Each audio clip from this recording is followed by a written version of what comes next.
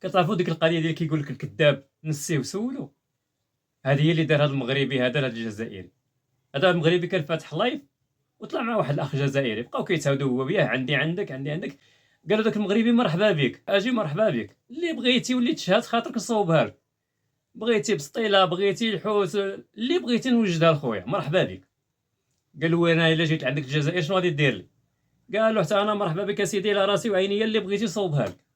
وهنا المغربي هو يسولو قال له قول لي مثلا شي اكلات عندكم زويونه، قول لي السميات. قال لك الجزائر حتى هناك بحالكم، يعني اللي تشهيتيها موجوده. وهو يقول له ذاك المغربي بسطيله واش عندكم بسطيله؟ قال له هي كاينه. ومني قال له بسطيله كاينه، هذا المغربي ذكي، شوف كي غادي يدير يحصلوا بان راه ما كيعرفش بسطيله، راه كيسمع بها. تابع الفيديو.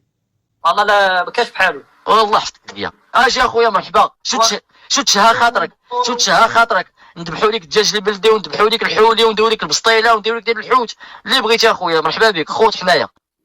الله ينورك. والله واش حنا بيناتنا هادشي ما بيناتناش. ولا جيت عندك انا شنو طيب ليا؟ والله اللي بغيتي. اعطيني السميات المزيانين الشهيوات الواعرين. يا ودي بحنا بحالكم. واعطيني البسطيله كاينه. كاينه بسطيله. قال لك الاخر شنو هي البسطيله؟ ودي هذا ما يعرفش. وحشومه صاحبي وحشومه صاحبي، واش جزائري وما عرف شنو هي البسطيله؟ هو ما يعرفش البسطيله. ولكن البسطيله هو ما يعرفش. البسطيله كديروها خاطره شويه كتشرب معلقه ولا غير بلاباي؟ لا بالمعلقه.